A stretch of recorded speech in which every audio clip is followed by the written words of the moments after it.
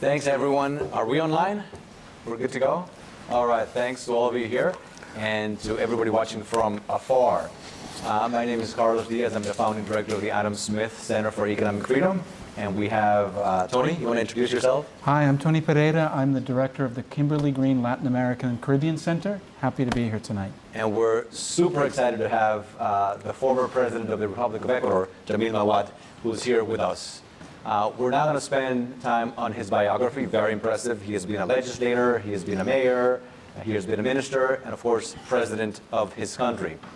We're going to talk about all sorts of issues, including his book, which, by the way, we tried to get multiple copies to give to the students, and it was sold out. But we just discovered that a few copies have been found recently. So we're going to go see if we can get them right now over the next hour or so to give to the students. It's a great book.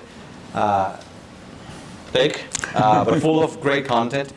And so what I thought we would do is give the president 20 minutes or so to talk about the book, talk about his experience leading the Republic of Ecuador, and then Tony and I will pepper him with questions, and then you'll get a chance to ask him any questions you want. So if that's okay with you, then we'll start, Mr. President. Thank you so much for agreeing to be with us, and take it away. Thank you. Thank you, Carlos. I want to start saying thank you to Florida International University, to the Adam Smith Center, and to both of you that have been so kind to invite me today. We are here to talk about an economic policy in my country that divided the economy of Ecuador in two. People talk about before and after the dollarization of the economy. One result of that decision is that we have had an inflation rate of less than 10% for more than 20 years. Before that, we run inflations of 50, 70% annually. We just got the results for the inflation in the month of February, annualized, and we closed with 2.9%. So we have the second lowest inflation in Latin America. And it is more or less, it used to be half of the United States inflation. Can you imagine that for a Latin American country, as unstable as my country has been? Then we are experiencing one of the fastest growths of our economy since the year 2000. With Panama, which is another country that uses the dollar as a currency, they say we are not a dollarized country, we have a dollar-based economy. They make the distinction. And from the point of view of the workers, the minimum salary for Ecuadorians, $450, used to be the highest salary, meaning basic salary in Latin America. Now we are in the top 3 because, as you know, countries make decisions, so the salary changes. So, based on that, we have put the basis for middle class to get established. If you run a poll now in Ecuador, as has been done in the last years, more than 90% of the population supports the dollar as the currency. They don't want to hear about changing the currency. So it is a successful story. And a successful story after 23 years, which is a time that allows you to make a kind of historical analysis of it. We did it for the first time in the world. Ecuador was the first country that dollarized the economy. Nobody had done that before. Some people say Panama, but remember when Panama got independent from Colombia, they started with the Balboa and the dollar at the same time. They did not sacrifice or kill the national currency.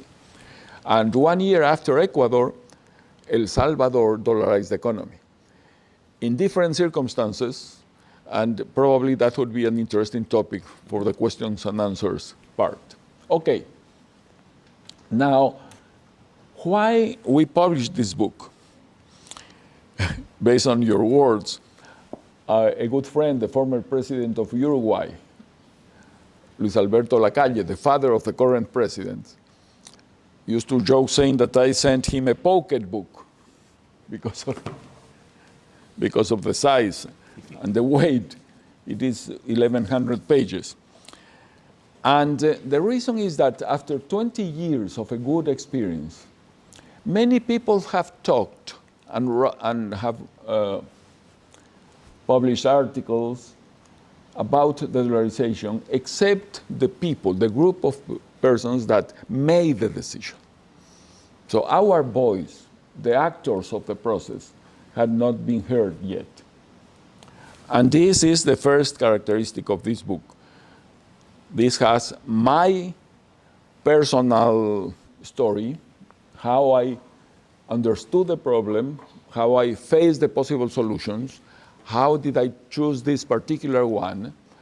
But we have the experiences from the superintendent of banks, the minister of finance, the member of the directory of the central bank, the Federal Reserve over there, the director of the juridical office in the presidency of the republic, because you have to change a lot of laws to make this thing happen. You have the opinion of the former Minister of Foreign Affairs, who used to be the director of the second main important newspaper in Quito. And because of that, you have very different perspectives. It is like a mosaic, and you can read and go inside the different parts depending on your interest about it. It has the prologue of Domingo Cavallo, who was the minister of Argentina, who put into place the convertibility in Argentina. He was my main advisor in this process. It has an article from Ricardo Hausmann, who was the chief economist of the International Development Bank at that time, who was an advisor for the presidency as well. So we have combined historical elements. If somebody is interested in that part, he or she could say, look how was Ecuador 23 years ago. It has analysis, of course. And we have chosen the literary genre of a memoir. This is not a political, welcome. This is not a political book in the sense of the typical State of the Union. In the State of the Union, you have to write the things, and very few people read about it. This is a memoir. We are telling the story from our guts. We are telling you what were the fears, the hopes, the difficulties that we went through. So it starts with the situation of the economy in our country.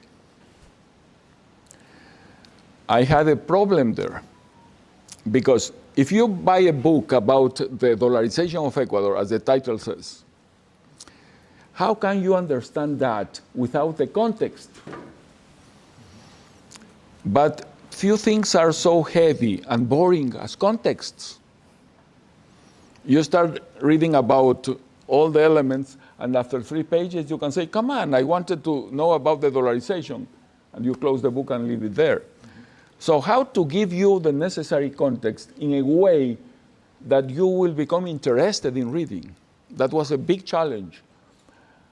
And I've been teaching at Harvard for 23 years.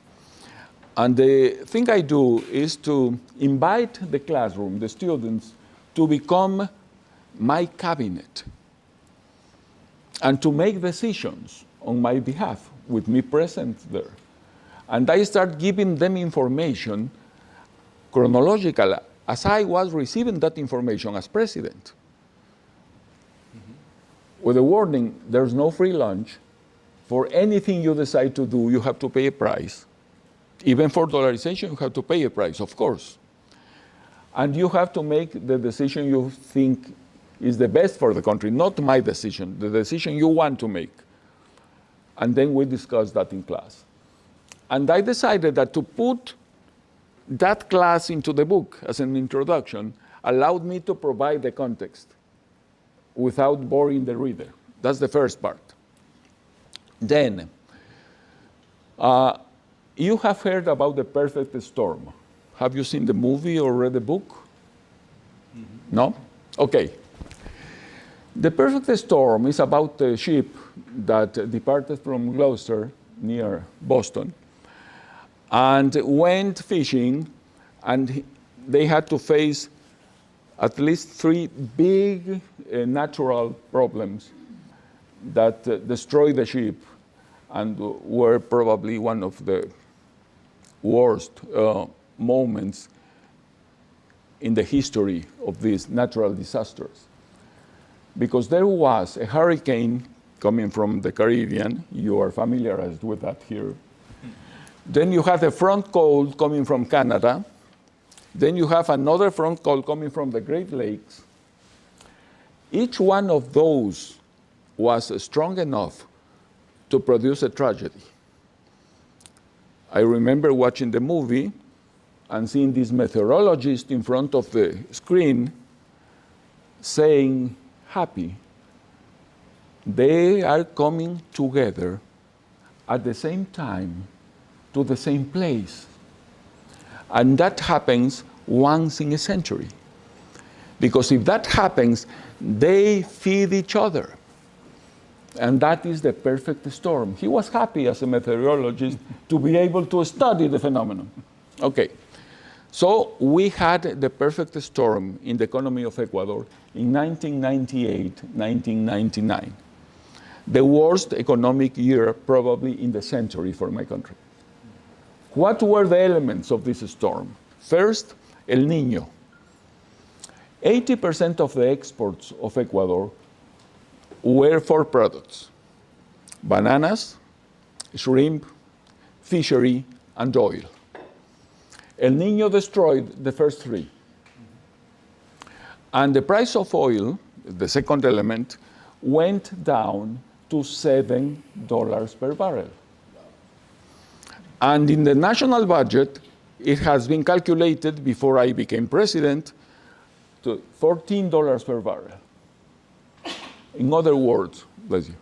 In other words, I didn't have money to pay salaries to the public servants. They were striking, coming to the streets. Nurses were not paid, teachers, the police was not paid. So what do you do in your private company or in a country when you have that kind of problem? You have a temporary problem. El Niño came and will go out, temporary. You go and get a loan, a bridge loan to overcome the problem. Well, at that very moment, we had the East Asia crisis, 1998. Remember, it affected Thailand, Indonesia, all those countries, Malaysia, and was the first crisis of the globalized economy. The difference with the crisis in 2008 is that it started in the third world, not in the developed world. But 2 things. First, nobody was in charge. Who will take care of the problems of globalization at that moment? We were not organized for that. And second, as Ecuador had a big external debt, and we have a reputation of not being a good payers, at that very moment, all the markets were closed. So we couldn't get this loan, this bridge. And what do you do in those moments? You go to the lender of last resort, the International Monetary Fund. Everybody does that.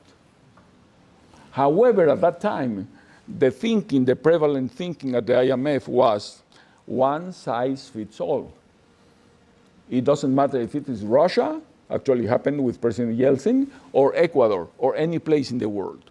You have to follow the Washington consensus, meaning reduce the size of the government, open your economy, and behave in a democratic way.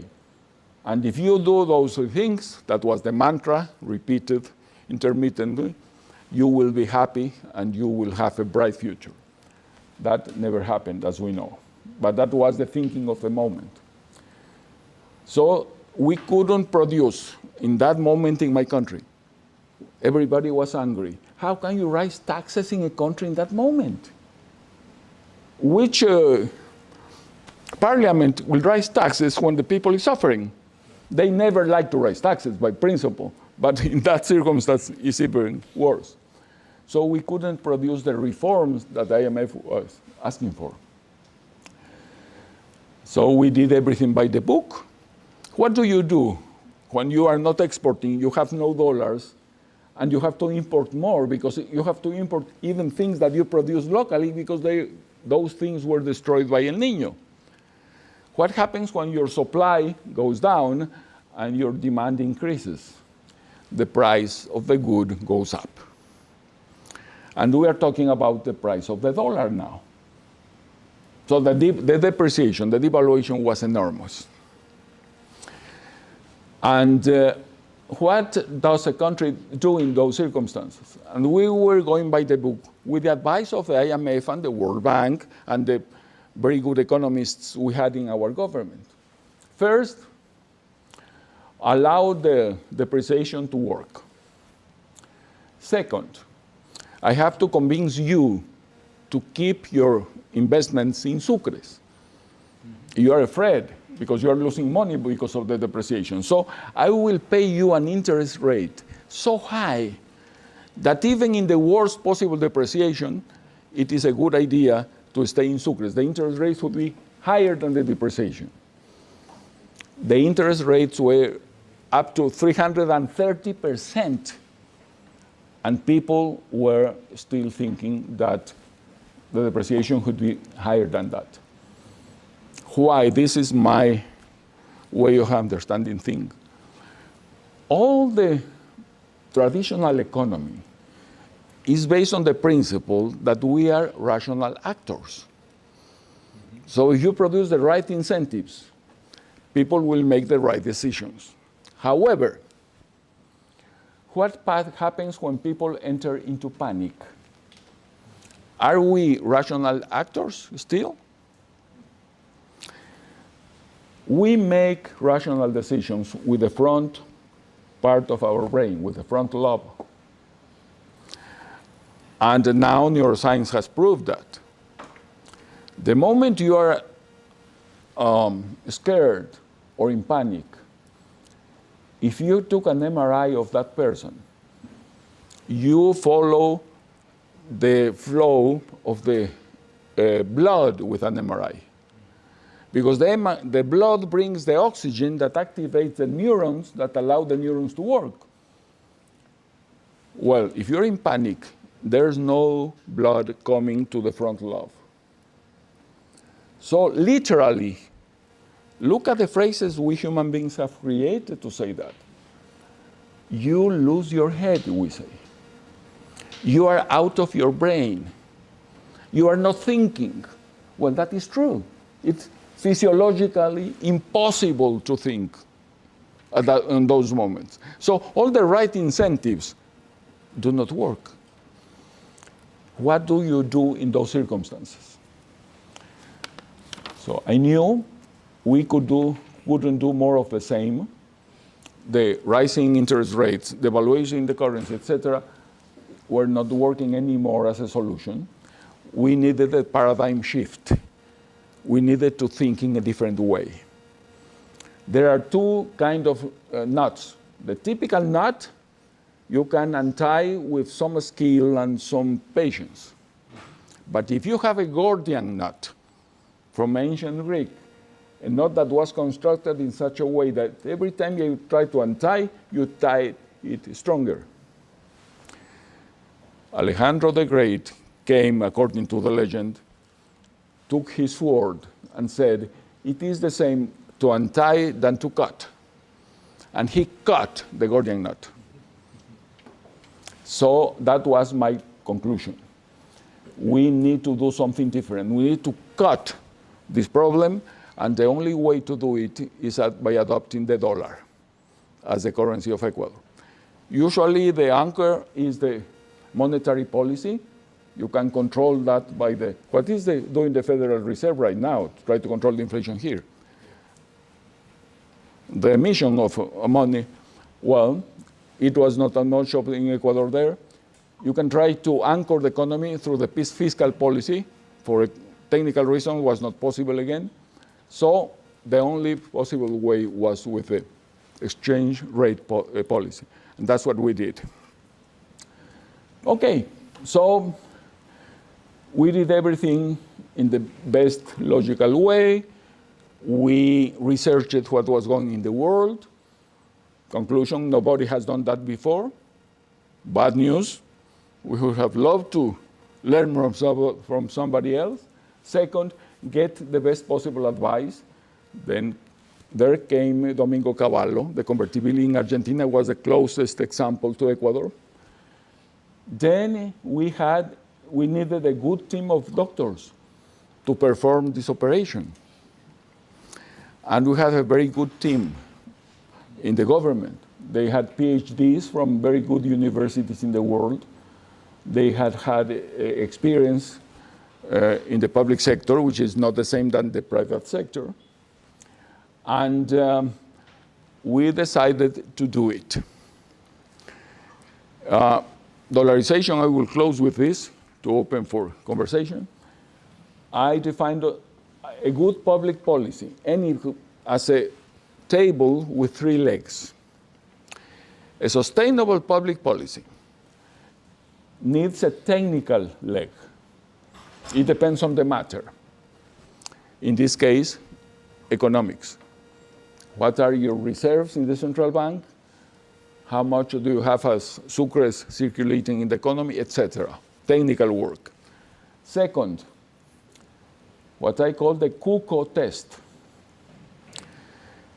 Q for cultural, CO for compatibility test. The cultural compatibility test. Any sustainable policy is a policy that is accepted and lived by the population. It's very difficult to do something against the trend and be successful. Well, the economy of Ecuador was unofficially dollarized around 70%. You were hiring people, you were buying goods, you were renting goods in dollars. And a lot of remittances from immigrants. So even poor people received dollars from abroad and were training how to deal with that. Not in rural sectors, but in cities they could do that. So that's the second leg, the CUCO test, cultural compatible with the country. And the third leg, politically viable. You need to reform such enormous amount of laws to change all the framework that without the political, Ecuador is not a country for coalitions. We hate coalitions in politics, and that's part of our tragedy. But at least some kind of agreement, at least temporary. Without those 3 things, you cannot succeed. So the moment we got a politically viable proposition, we decided to dollarize. 23 years later, it has been a success. This morning I got, it's so interesting. There's a debate in Argentina right now about what to do with the economy. One of the candidates is Javier Milei, and he's saying, I will dollarize the economy. And if they don't allow me to do it, I will call for a plebiscite, and the Argentinian people will vote yes. This is a big conversation. I'm just mentioning what he's saying. Second, I got news from Lebanon. You know, we are talking about the 3 countries in the world with the highest inflation now, which are Venezuela, Argentina, and Lebanon. And they are talking about the possibility of having a hard currency over there. And third, the Venezuelan economy. They are not officially dollarized, but they have implemented mechanisms, so they use the dollar in many different ways. And the inflation is still high. It is in the hundreds, but before, it was in the thousands. So even though it is not completely done, it is working. So sorry, I wanted to make just this introduction, and very happy to have an interchange of opinions or comments with you. Thank you, Mr. President. So now we'll ask a couple of questions, and then we'll open it up for you guys. Thank you. Thank you. Tony, do you want to take the first one? Yes, Mr. President, this is a really fascinating presentation. I'd love to be a student in your class, given the information and trying to make the same decisions. But I wanted to ask you something about how we think of the costs of dollarization, because I think the conventional way of thinking about it is that it's got short-term concentrated costs that hit people really hard. You know, their accounts are frozen and so on. But the long-term collective benefits, eventually they're going to outweigh the short-term costs. And my question is, could there be long-term collective costs if, for example, and this came up in the Euro crisis in Europe, where the southern European countries like Greece and Portugal and Spain were saying, when we have a currency like the euro that's dominated by countries with high costs of labor and high incomes and high standards of living, this is bad for our exporters because we get stuck. So the importers like it because they've got a strong currency to import with, but the exporters often don't like that kind of arrangement because they become uncompetitive. The cost denominated in dollars of their exports look too expensive compared to what they were before when the national currency was being used. So my question is, the stability seems a fantastic argument on your side in the sense of low inflation, stability, people can calculate the future costs and so on, which is a huge, I don't think you can underestimate psychologically that relief that people feel if they've been going through hyperinflation and then they get to stability. I saw it in Brazil after the Plano Real. So that's huge, and it helps the poor especially. But is there a long-term cost of dollarizing the economy? And if there is one, how do we calculate it? Because it's kind of a counterfactual. In other words, if you had been able to stabilize retaining a national currency, would you have had, for example, a richer export profile than the one you just described, which is basically primary products, right? It's fisheries, shrimp, bananas, and petroleum. So I mean, how would you respond to that? I'm just throwing it out there. I'm not an economist, so I'm not convinced about that argument. But I'm just wondering, how would you respond to a skeptic who raised that argument about what dollarization, the overall cost to the economy of dollarization? Thank you, Tony. And your question really touches the main debate in Ecuador when we had to decide that. You're touching all the points.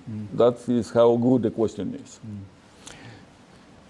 The main question in Ecuador was, is this convenient for the country?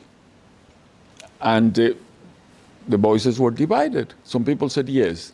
The majority said no. Okay. Second, we knew that we were going to have some costs. And the European Union was one of the examples. Think about how well they prepared converting everything to the euro. They had time, they had organization, they have the best possible brains thinking about it. However, they had to pay prices. And one of the prices was, how do you say, el redondeo, we say in Espanol, meaning all the prices go up. Yeah. Round up. Round up. Yeah. Okay. So even in Europe, they pay that. So we were going to face that. And second, we have repressed inflation.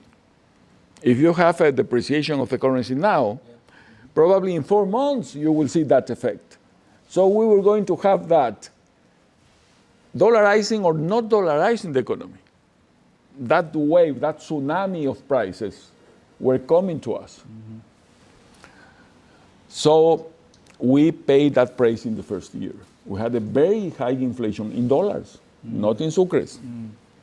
However, after the second year, everything came down, okay? The other point, you mentioned that as well, Tony, was about exports. To make it simple, if we export bananas, and Colombia, our neighbor, exports bananas, Who is going to sell more bananas in the world? You can argue about quality, and our quality is superb in Ecuador. But you have to argue about the price as well.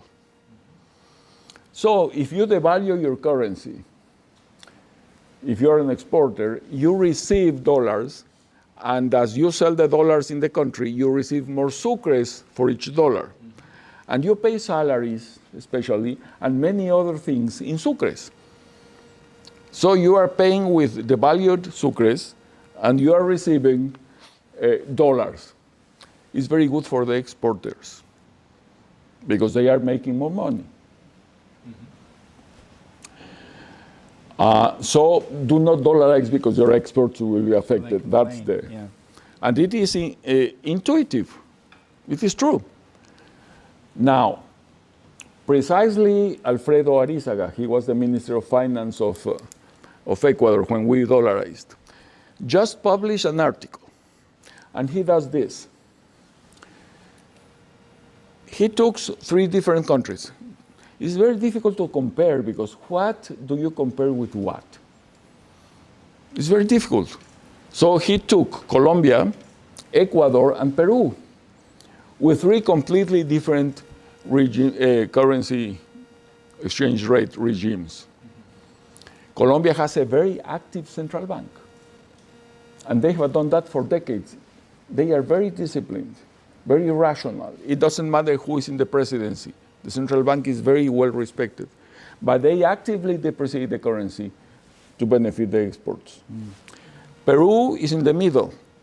They are praised all over the world because of the stability of the central bank, etc. And Ecuador is in the opposite. We cannot do that. We have the dollar, and we cannot do anything with the dollar. Okay? Well, what are the results of the exports since the year 2000 today? If I ask you what is the country that would be exporting more according to this principle? The one that devalues. Colombia, right? Yeah, they have the instruments. Well, the exports that have grown more are the Ecuadorian exports. Counterintuitive. And to make it even more hard, we took out all the minerals, oil, etc. We are talking just about the typical and the new exports. To give you a sense, the GDP of Ecuador at that time was 20 billion. Now is more than 100 billion. 5 times more. And Ecuador has now a record in the currency reserves in the central bank for at least a decade. So we have a lot of instability in the political field, but the economy has been stable.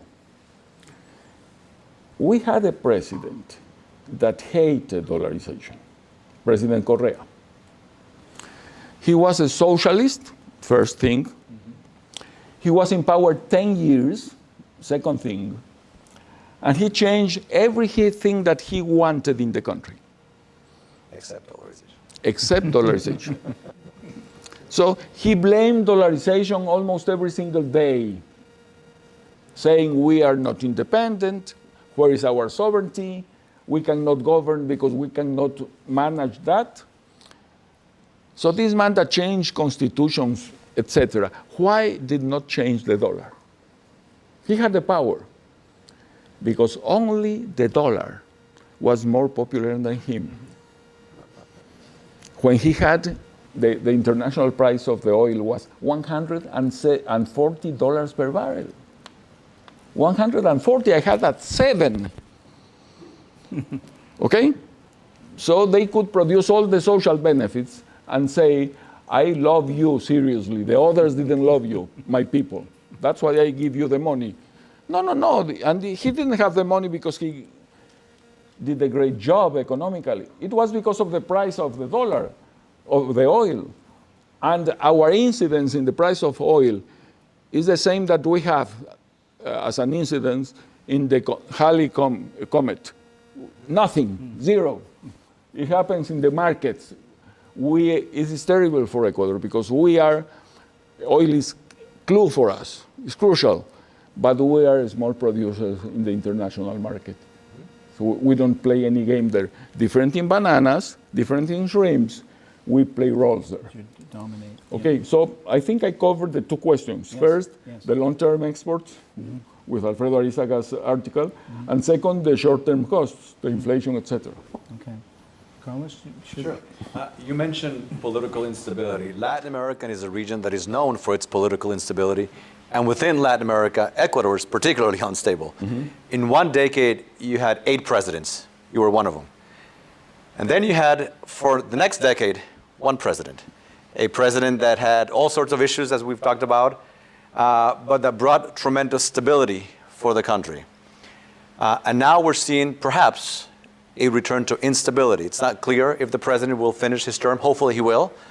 So a two-part question. The first one is, how could President Correa bring that stability to the country despite his policies? And B, are we seeing a return to instability in Ecuador?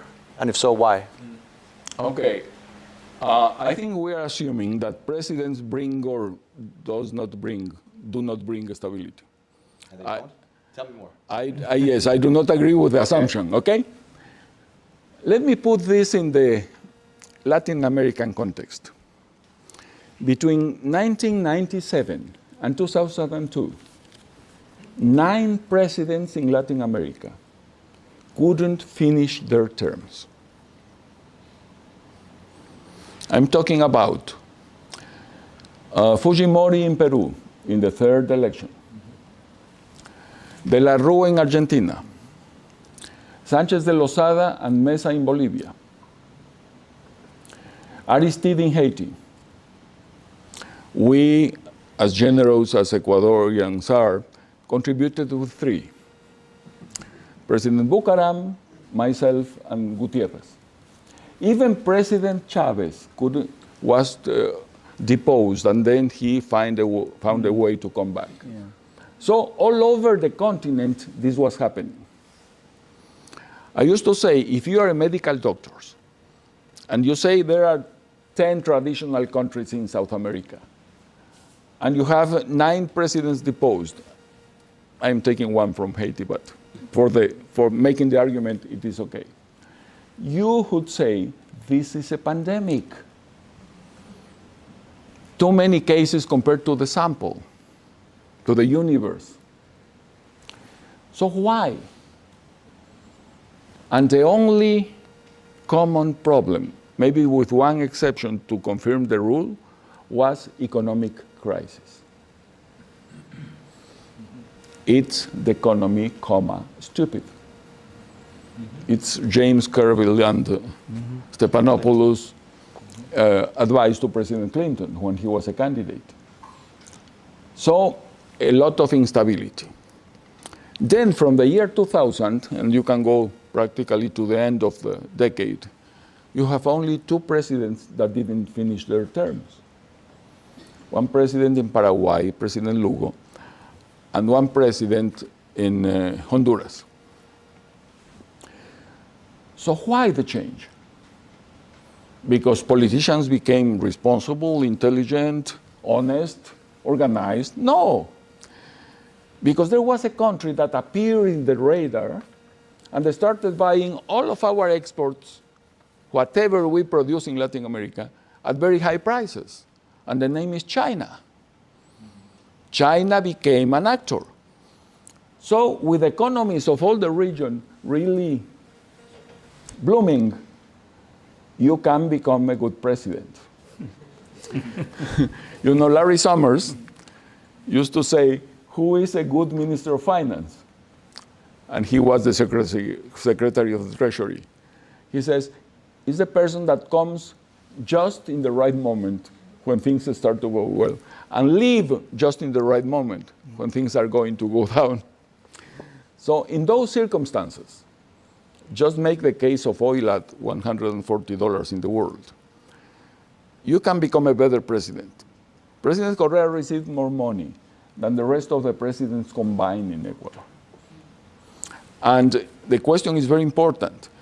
I found 4 reasons why the socialists of the 21st century were so successful in the sense of being there, staying there, and some of them are still there.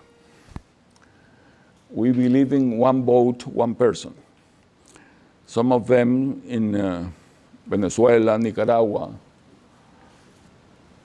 hope Bolivia will not go in that way, is one vote, one person, one time. The moment they win the election, they nail themselves to the seat, and how do you move them afterwards, okay? So the 4 reasons why you can be stable are: first, the atmosphere. When you have poverty, inequality, frustration, people are suffering. They are ready to listen to any promise to bring them out of that situation. We create that situation. It's a big part of our responsibility as societies. So you have the situation. Then you have a good communicator, and some of them were great communicators. Third, you have the simplification of the reality. Why you are poor? You can say, because the structure of the society produces that result, we need to change ABC. Or you can say something much simpler. You are poor because he is rich. You are poor because he is exploiting you. The class struggle, basis of the Marxism.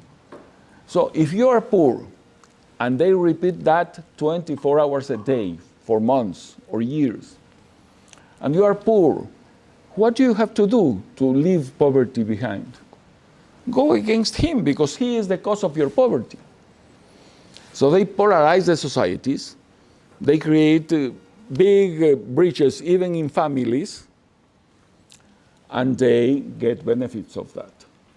And the fourth, because we have had populists always in Latin America. They are not the first, the 21st century socialists. Why the populists behind were not successful? Because now they have money, because of the commodities, the prices. Now they can put the money where the mouth is for the first time. So believe me, I love you, I take care of you. Here's the money, here are the scholarships, here are the subsidies, here are the bonuses. The others didn't give you that. And you can see that, it is true.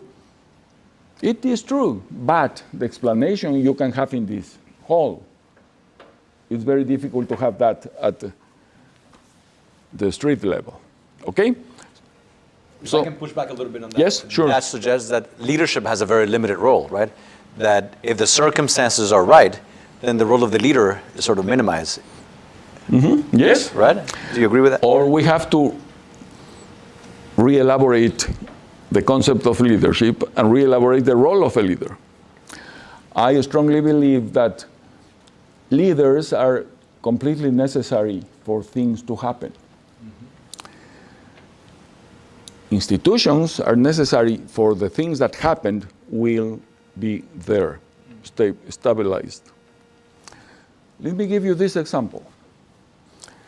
Decades ago, a man was here in Florida in a car, and somebody came and shot him, killed 2 people, I think, that were in the car. This person survived. Now, decades ago, one man was in New York.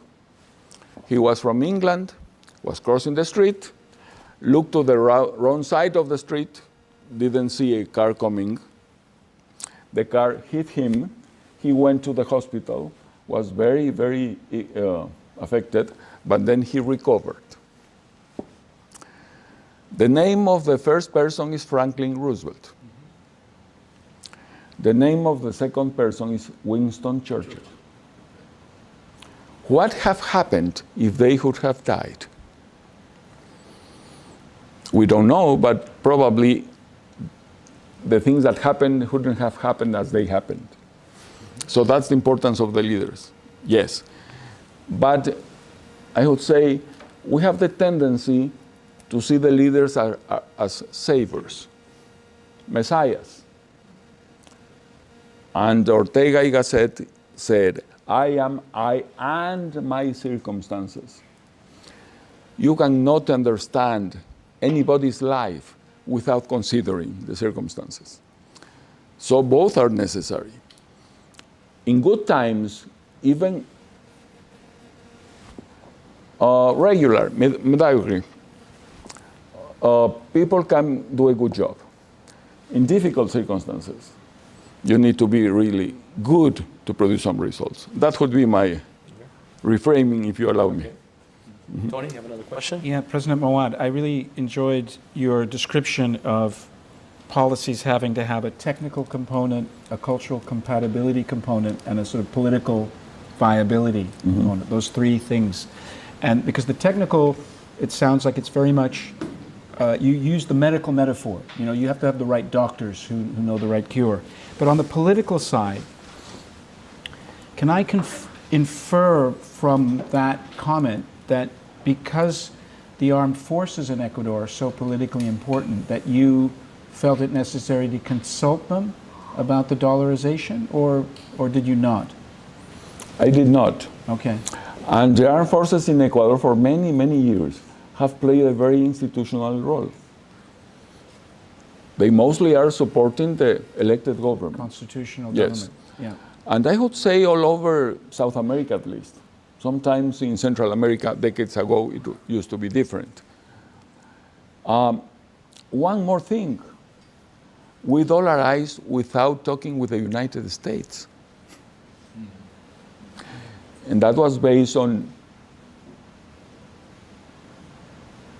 maybe ignorance is the word. We were not aware that we should have done that because as the economy was already dollarized, we assumed that could continue. El Salvador, who dollarized 1 year later, did that talking with the Treasury, and 1 year afterwards, the IMF supported El Salvador, but the IMF was not with Ecuador when we decided. So it was quite closed group, very small group that decided Yes. on dollarization. And recently, a friend of mine in Boston, his name is Dan, gave me a great example to explain dollarization in maybe easier terms. He went to the doctor and said, I am feeling dizzy and nauseous and unstable and bloated. I have problems with my liver, so change the medicine. And the doctor said, we have been dealing with that for many years with medicines and diet and exercise. It cannot be dealt anymore in that way. Your liver cannot function anymore. The only solution for you is a liver transplant. And to get a successful liver transplant, we come to the three elements again. You need, first, a technical decision. You need to be correct in your diagnosis.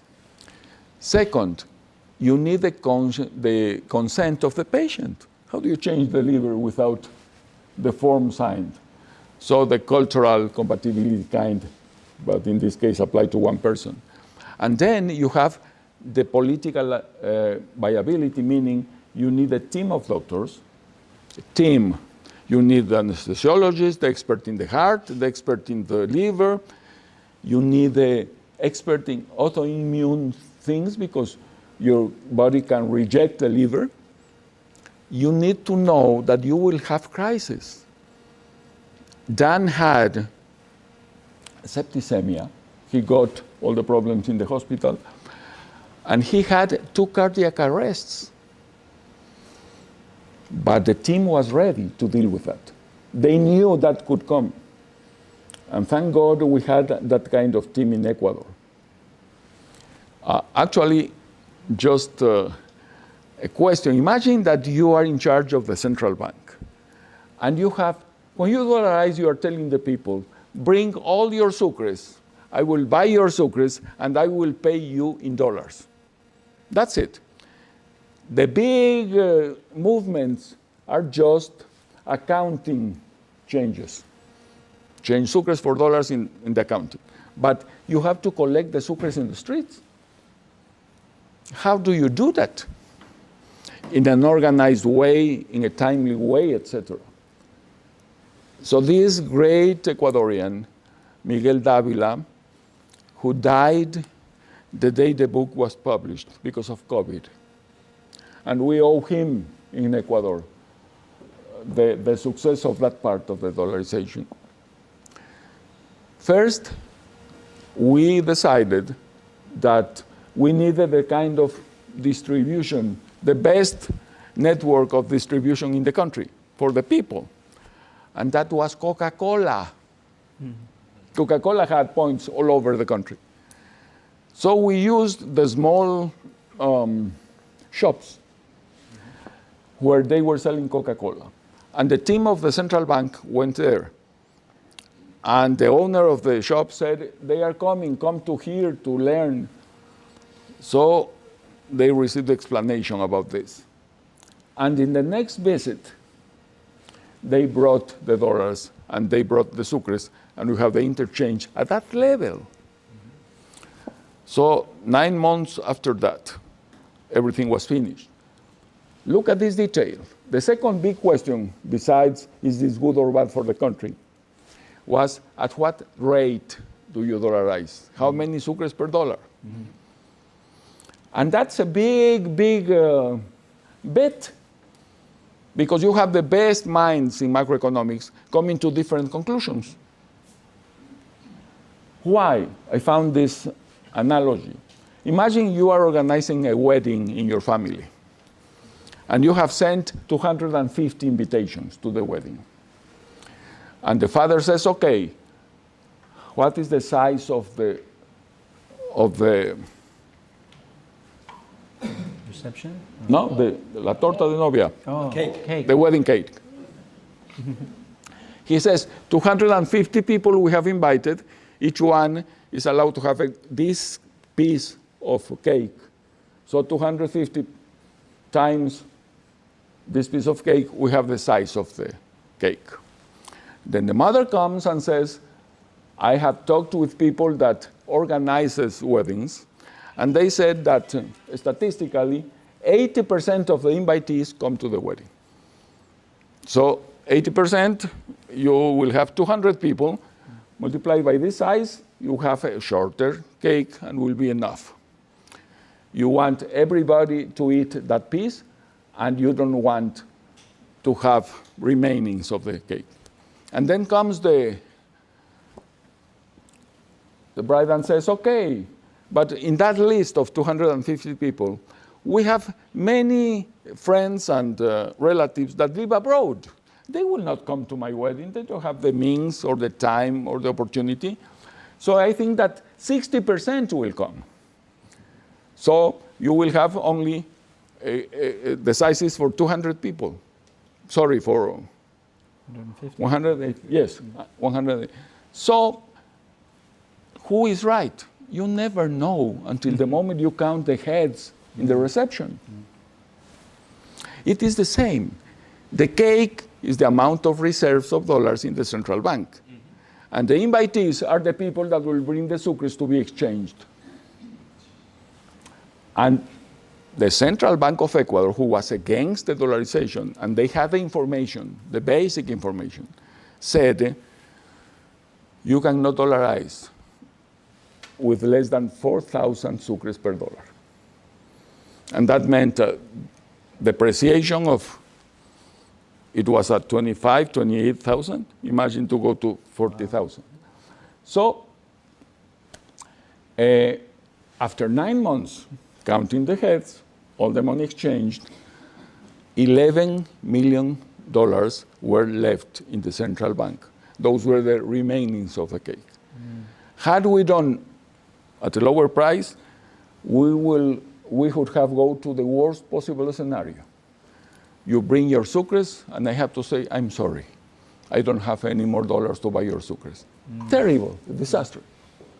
Or if you go up, you will be making the people to pay prices because you will have the remaining of the cake to hike that you don't want.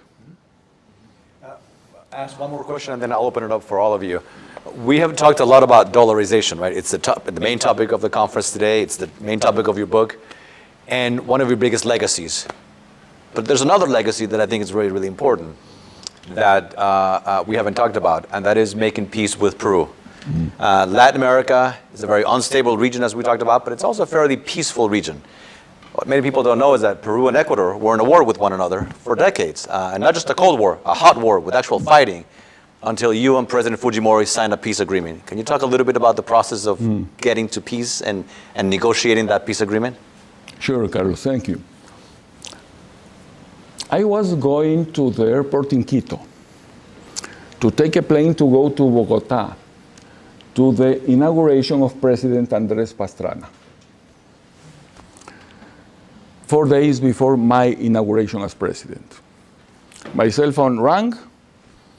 It was the Minister of Defense that I had appointed, saying, Mr. President, the armed forces want an urgent meeting with you. I said, okay, I'm coming back tomorrow. Let's have the meeting tomorrow. And he said, Mr. President, sorry for insisting, but it is urgent. It is a matter of national security. We need to talk to you. That's a call you never want to receive. You don't want national security, urgency, Minister of Defense in the same paragraph. That's, by definition, bad news. So I said, okay, let's meet at the airport. I cannot stay, you know, in this protocol. You have a slot. You have to depart from your country and arrive in this slot to the other country because the next president is coming after you. So you have to be courteous and organized. They came, and in a place like this, in the Quito airport, they opened these portable maps that I have seen before in the movies, and they showed 12 places in our common frontier with Peru, where the soldiers were shaking hands, saying Buenos dias, and then putting their arms between them. And they told me that the Ecuadorian intelligence have discovered Peruvian plans to invade Ecuador 4 days after my inauguration. I said, okay, thank you. And I knew President Fujimori was coming to Bogota. So I thought we would have the chance to say, hi, I am JAMIL. We never met before. And maybe to build the first step to a relationship, to be able to use a phone call before shelling each other in 4 days. Of course, the intelligence can be wrong. Of course, you can ignore it at your own peril. Who are you to think that what the intelligence of your country is saying is not as good as your own criteria, if you are not in office yet? Arrived to Bogota, went to the hotel, and being there, I turned on the TV, and there was a voice saying, quote unquote, and President Fujimori has canceled his trip to Bogota and will remain in Peru to command the troops. And then it was a flash. It was repeated after 5 minutes. So I went out of my room, knocked the door of the president. I was elected, but he was the president, and invited President Alarcón to come and watch this with me. It was just voice. And we discovered it was the voice of the Minister of Foreign Affairs of Peru, and the station that was broadcasting that was a Peruvian station. I told him, he is commanding the troops, and we are here for cocktail parties. What do we do, he said. And in a moment of black humor, I said, I don't know, you are the president. Of course, it was just black humor. Because if we would have gone back to Ecuador at that moment, just landed and then back, what are the message? What is the message for the world? War. War again, because as you said, that was happening. So we decided to stay and went back to the country. And then President Fujimori canceled his trip to my inauguration. So just link the dots. We were sacrificing any possible meeting to start the conversation. In my inaugural speech, I invited him to negotiate and find a treaty. Before the moment I went to the presidential palace from our parliament, I asked the Minister of Foreign Affairs, the best diplomat in Ecuador, Jose Ayala Lasso, what was the reaction of Peru? And he told me, let me tell you after the ceremony here. I don't want to ruin your first hour in office. Mm-hmm. Actually, what happened, as I learned a few hours later, it was not Fujimori who responded as a courtesy, president to president. It was the Minister of Foreign Affairs. And he said, what happens is that this president, referring to me, is so young, he doesn't know that everything between our countries was resolved in Rio de Janeiro, and we signed a treaty in Rio de Janeiro. For Ecuadorians, this is something we know by detail, but internationally, maybe not. So I extended my hand, and they did not reciprocate. Then, 3 days later, I received a call from the president of Brazil, Fernando Henrique Cardoso. And he said, why don't you come to Paraguay tomorrow? Because President Fujimori is going there to the inauguration of the president of Paraguay. 3 presidents in Latin America in 1 week, Colombia, Ecuador, and Paraguay at that time. And I said, my vice president is already there. Paraguay is far away. It's not a big commercial partner of Ecuador. If the president and the vice president of my country are going to Paraguay in the first week in office, when the problems of the people are the economy, not Peru for the majority of the population, they will think we don't have a right criteria here. Both of us there. And he said, and on top of that, if Fujimori changes his mind, as he didn't come to Bogota, he doesn't want to talk with me over there. That will be terrible, very difficult to explain to my own people. Yeah. And suddenly I got an idea. Why don't you meaning the Rio Protocol, Rio de Janeiro Protocol, has 4 guarantors. The United States, Brazil, Argentina, and Chile. So the big gorillas of the tribe of gorillas of Latin America. If you invite us, both of us, we will have a talk. So imagine the problem for Fernando Henrique. He could call President Menem, Argentina, President Frey in Chile. He needed to talk with the President of the United States, Bill Clinton. Thank God he's a very close friend with Bill Clinton until today. So he called and President Clinton got the call. And he accepted. So at that night, at that afternoon, I called for a press conference and tell I am going to Asunción tonight. And I'm going to talk with President Fujimori. Landed there around 4 a.m., time for a couple of hours of sleep, take a shower, and go to the ceremony. And then a few hours later, in the suite of President Menem, because we were all of us were in the same hotel, different floors. But we couldn't go to the Peruvian territory, or he couldn't come to the Ecuadorian territory. Those were the sensitivities at that time.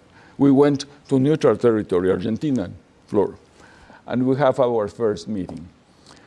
So that's how it started. And thank God, 77 days later, we signed the peace treaty. But I built on what had been constructed by my predecessors. I recognized all that work not trying to invent the world and thinking that everything started with me, like if I would be Aiden. No, you have to build on the previous things. So leadership matters. All right, questions from the audience? If we can begin with the students, right here. Well, I'm actually a student. That's fine, go ahead. Okay. So, well, thank you for coming today. It's an incredible honor to hear your perspective. You know, I'm from Venezuela. I was a political activist there. I suffered persecution.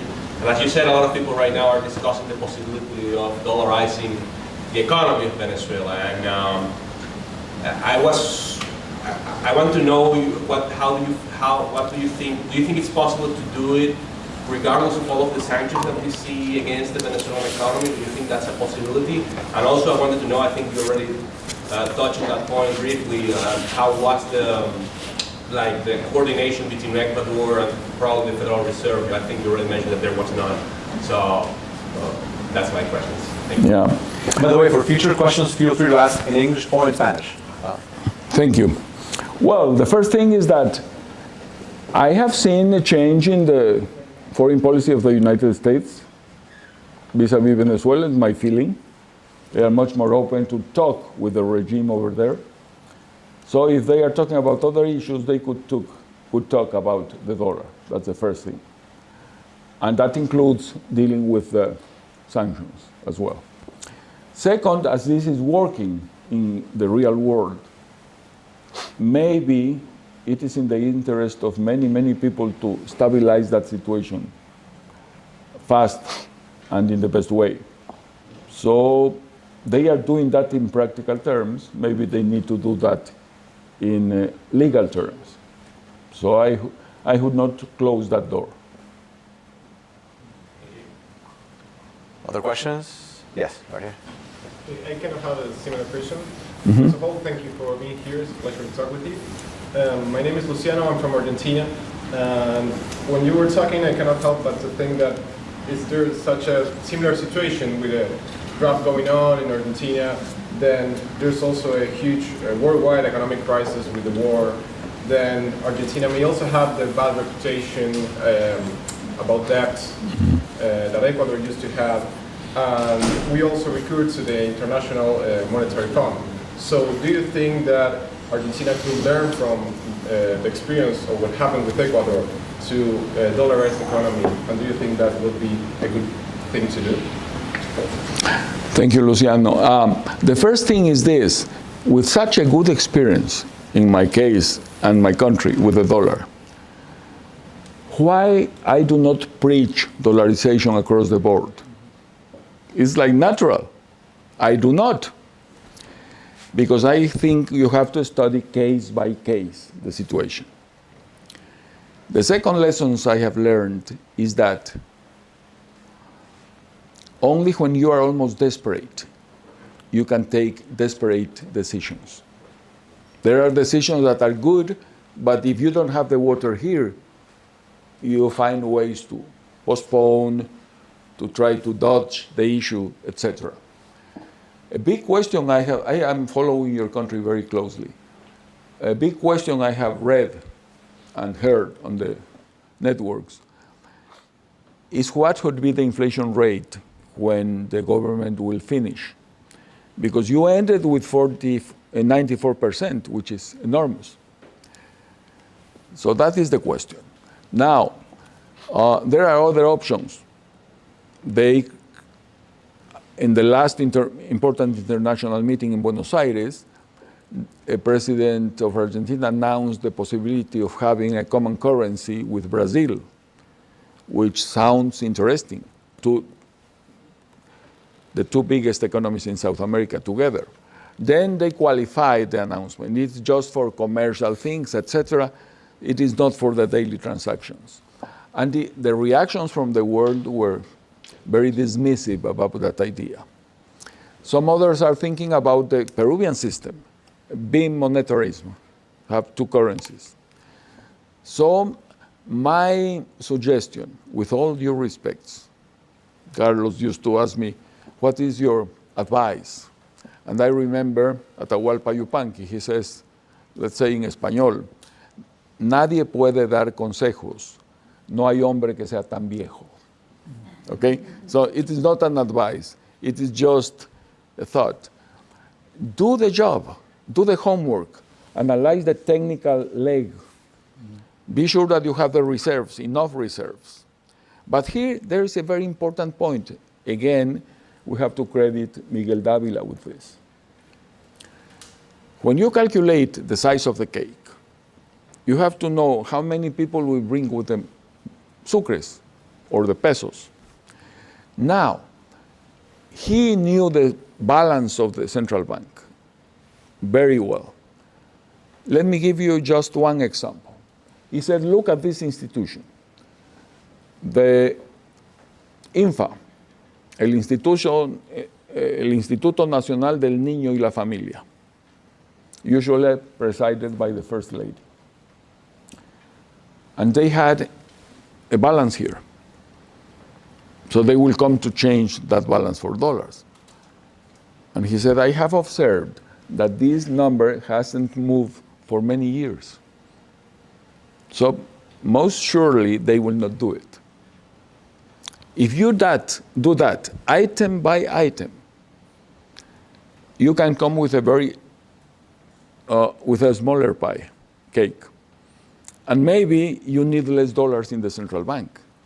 So that technical part is absolutely essential to make a right decision. I hope they do the homework. I hope they think rationally and rigorously about that. Great. Yeah. Right here. Yes, thank you very much, Mr. President. You said that... Name? Where are you from? I'm from Ecuador. Same city as Mr. President, Loja. Wow. Well, you said that we tend to see leaders as the reason for success. We tend to see leaders as the reason for success. But in reality, number one reason is timing. And well, it turns out that today here in Startup FIU, the place we're here now, I learned that timing is the number one most influential factor for business success. The number one being the leader and execution. With that in mind, what you said were the factors that determine timing, that it was time to change the dollars in Ecuador. The Dan's liver example. If your liver is not working anymore, you have to imagine something different. The liver was working before timing, and you could control with medicine. The paradigm shift means you have to think differently. You have to invent something that has not been there before. There's a beautiful quote from Robert Kennedy. He says, some people look at things as they are, and they think, why? I like to think about the things that can be, and I ask, why not? So that's the attitude. And that's what you are doing in your startups here. I had little of information this afternoon about it. So the timing comes from the circumstances. And probably you can have a big debate about that. But you need somebody to make a decision. I quote actors. You were saying to me something that brought to my mind Peter Drucker. He's the guru of the business sector. And he came studying the economies in Japan at that time, when Japan was the rising star in the world. He found something philosophical, I would say, that in Eastern societies, when they have a problem, they spend 80% of the time analyzing the problem, and 20% of the time trying to find the solution to the problem. Because when you come to the same description of the problem, the solution is almost evident. In Western societies, we do the opposite. We use 20% of the time analyzing the problem and 80% of the time trying to sell the solutions. And that's why we are butting our heads, because everybody has a different map of the reality in his or her mind. Okay? So that's a good way to proceed. And you told me that you are doing that here. First, describing the problem. That's a very good start. And then the timing is very debatable. All right. Questions? Go for it. Hi, Mr. President. My name is Manuel Escobio. I'm in the financial sector. Could you speak a little bit louder, please? Yes, my name is Manuel Escobio. I'm in the financial sector, on the international side. And we've studied a lot of different options when it comes to dollarization, including the gold standard. I was wondering, you've obviously exhausted almost everything, right? You've raised interest rates to astronomical levels. Did you ever consider a different system that perhaps was in full dollarization, especially without the consent of the U.S. Treasury? Did you consider anything else where perhaps you kept a lot of the monetary control over the interest rates, over the amount of currency in circulation? Did you consider anything else apart from dollarization? Actually, first we tried to make the system work as it was. No? Second, came to the idea of why not to implement the convertibility instead of the dollarization, meaning keeping the two currencies. Like in Argentina. Like in Argentina. At that time, the convertibility in Argentina was working pretty well. Later, we had a problem in 2001, but it was 99. What is the problem? Argentina said, we have a peso, dollar, 1 peso per $1. And people believed that, the cultural compatibility test. They believed in that. In Ecuador at that moment, if you would have said, let's keep the sucre with the dollar, nobody wanted the sucre anymore. It was like a hot potato. You received your salary, and because of higher inflation, you run to exchange your salary for something. Give me dollars, give me a ticket, give me food, give me something, anything. But I don't want this hot potato in my hands. So that was another thing that we considered, but we understood that for our culture, that was not an option. And the other option, people said, why the dollar? And this is something you are talking in Argentina, right? Why not a basket of currencies? Well, that comes to our situation. Geographically, historically, we are, at that time, not now, I don't know in the future, but the main partner, commercial partner, was the United States. Now, China is growing exponentially. So, if we are in the dollar realm, and we are transacting in dollars, and the population naturally, when they want to save, they save in dollars, why do you go against that current? So that's why we have chosen the dollar. Now in other countries, they can consider other currencies. So those were the options that we had in mind. All right. Let's do 2 more questions. 1 and 2. Go for it.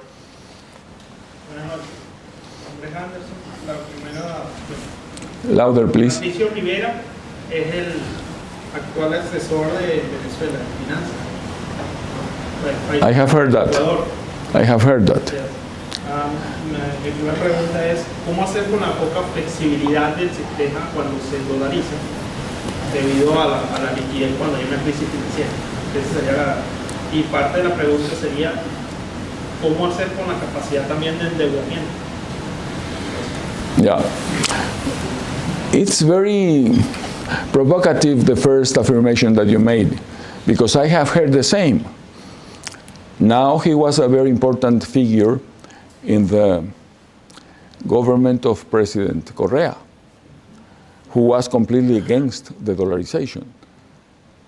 And I have heard that they are recommending dollarization for Venezuela. I don't know. I am just repeating things I have heard. Maybe they are right, maybe they are wrong. I don't know. Second, you have to pay a price. We said that since the beginning. Nothing is free lunch. So, this is the basic question for exporters and for people in the private sector. You need to be competitive. how do you want to be competitive?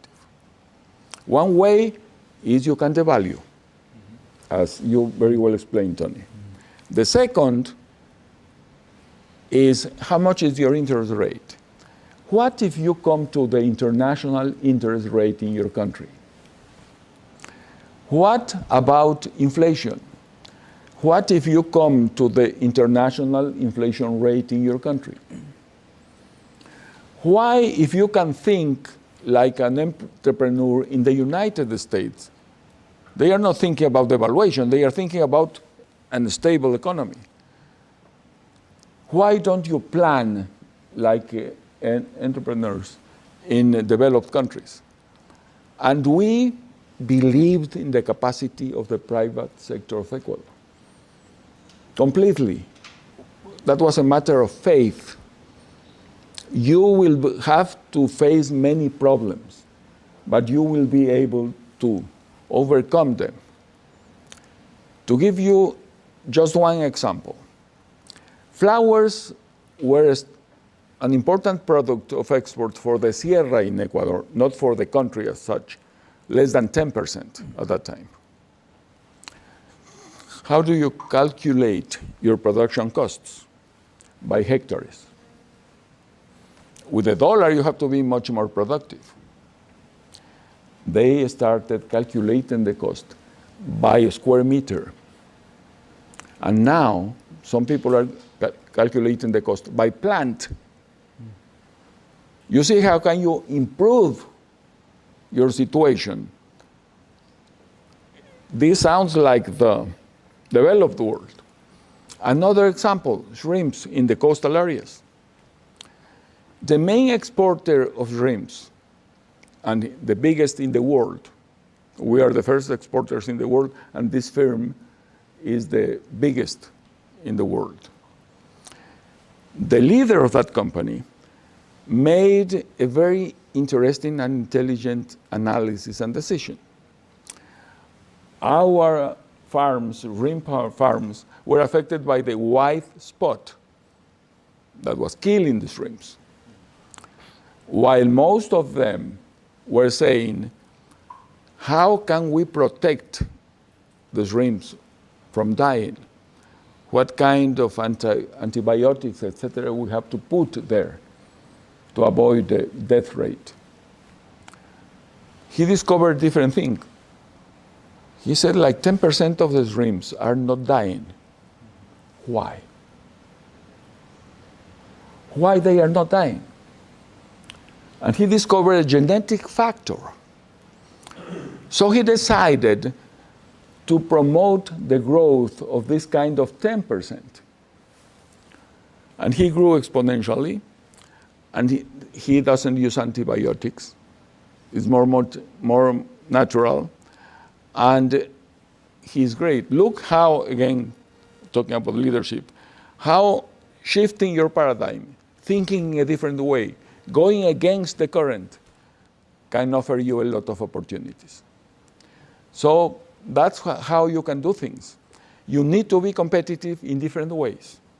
Nobody will give you as a gift anything, but you have to find better ways than the previous ones.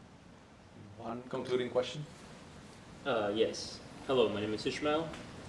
I would like to ask you, you talk about populism and leadership and such, and that some leaders in Latin America tend to create scapegoats in the society. You said that they say the division between societies, the class struggle of rich people against poor people, etc. But you also said that the problem might be different, might be more of a systemic problem in the society itself. Can you expand on that? Yeah. First, I love popular leaders. I believe they are essential for democracy. A popular leader is not a populist leader. Thank you for the question, because it allows me to make that distinction. A popular leader does right things from a technical point of view in ways that the population appreciate that and support that. the populist leader does wrong things just to get the applause of the population. And you pay for that. Second, I think that inequality is a big problem in Latin America. We used to be the most unequal continent in the world. Not the poorest, but the most unequal. So, how do you think about that? Do you think it is fair, that society that we have now? Do you think that this is just a cost of growth, or do you think that is a problem? When you come to office, to any office, private or public, you come with two bags the first day in office. One bag says landscape, the other bag says problems. And you have all the issues on the table. And then you pick one issue. Let's say poverty. In which bag do you put it? Is that just part of the landscape? Because there were poor before, there will be poor after? Or you put in the bag of problems? Peru, in the case of Ecuador, is a problem or just landscape? Corruption, problem or landscape? And then when you get the bag with problems, you have an agenda, and you have a plan. And in good democracies, you elect the people based on the agendas. You compare them and you vote for that is closest to your way of thinking. So I think what happens in societies has a lot of problems based on the way you structure the laws, the economic organization, the social situation, etc. And I think that democracy is based in three things. And the best definition I have found is Abraham Lincoln Gettysburg Address. Is the government of the people, by the people, and for the people. Meaning, of the people, elections. You have to be there because somebody voted you. You are not a dictator, of the people. By the people give you a constitution and a set of laws that you have to respect. And third, for the people. What is the final result? Who get the benefits of democracy? When you have the three, you have legitimacy of origin, you are elected. Legitimacy of practice, you govern democratically. And legitimacy of results. You're improving the quality of life of the majority of your people. Many times, we pay a lot of attention to the first one. And you say, we have people voting, you have democracy. Just a minute. Or sometimes you elect somebody that once in power, just go against all the laws and the Constitution, and he calls or she calls herself or himself democratic. But the worst is the third one. If you are not improving the quality of life of the people in general, why they will support democracy? Why? What is in there for them? That's a rational, fair question, I think. So that's where I think we have to work. Thank you, Mr. President. Before we conclude, just a couple of things. First one is, I know we're over time, but in 2 minutes or less, if you can answer this question that I ask all our guests. We have a lot of young people here. Tons of students have come to see you. And I'm sure some of these students, as many other students around the nation, around the world, would like to be, if not presidents, public servants. But they watch the news, they read what's going on, and they're turned off by the bickering and the fighting and the corruption and the scandals, and they don't enter public service because of all the negativity. What do you tell a young person, one of the ones here, who wants to be a public servant, but is turned off by what they see and what they hear? Why should they be a public servant? Okay, first I would say to anybody, ask the two most important questions in your life. Who am I? And what do I live for? The rest are details. If you don't have the two questions clearly answered for yourself. And nobody can give you that answer. You have to find it in your own way. And maybe you have to travel your own journey to find the solution, the answer. So, second, be loyal to yourself. If you find that public service is your calling, go there. Because politics is not different from any other human activity.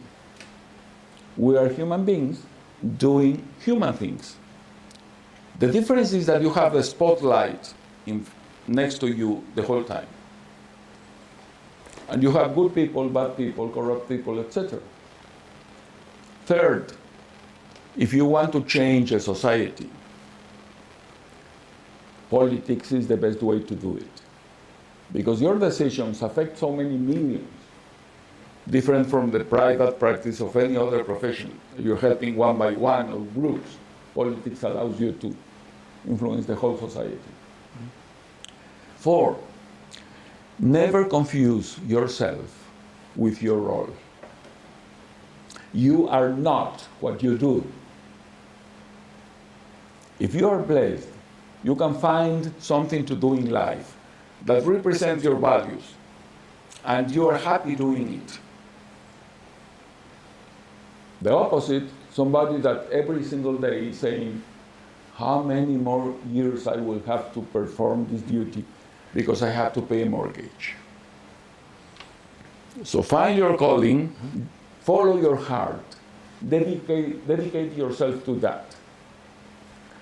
And finally, a beautiful distinction I found in President Havel from Czechoslovakia.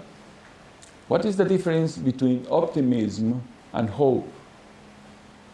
The optimist thinks that everything will be okay. The person that has hope thinks that everything that happens makes sense. So you can learn from the experience.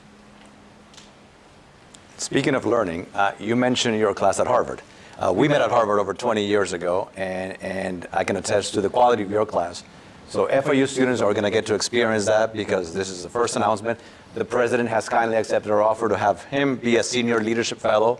So he'll be teaching, not this semester, but we're still trying to figure out when, but he'll be a senior leadership fellow, so you'll be able to experience all the lessons that you have heard and that are in the book. Coming up soon, we'll let you know when. And speaking of the books have arrived, so if you're an FIU student, we have a book for you if you're interested, so come after the event and the president can sign it for you. Happily. So, Tony, thank you for joining us, Mr. President. Thank you. Thank you, and thank you all. Thank you very much.